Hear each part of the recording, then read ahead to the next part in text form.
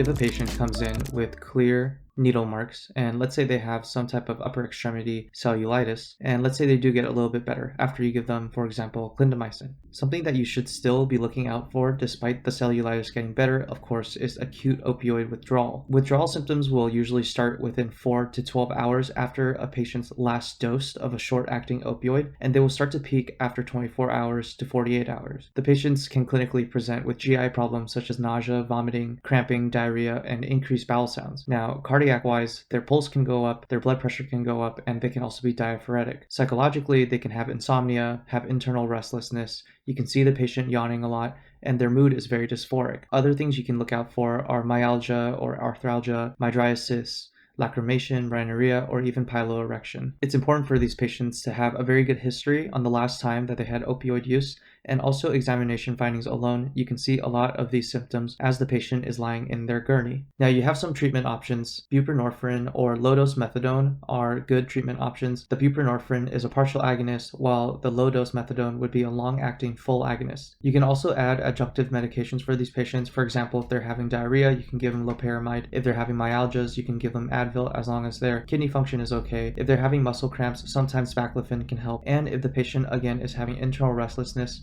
if they're hypertensive or they have anxiety, you can give them Clonidine. One thing you want to avoid is giving IV naloxone. This is a very potent opioid antagonist, and this is used for patients with opioid intoxication but not withdrawal. If you give someone intravenous naloxone, they can end up with rapid withdrawal and should not be used in any individuals who are actively going through withdrawal because it can worsen them acutely. It's important to note that people can die from alcohol withdrawal, but natural opioid cessation that's not triggered by giving the patient some type of antagonist is generally not life-threatening, but it can be very uncomfortable for your patient.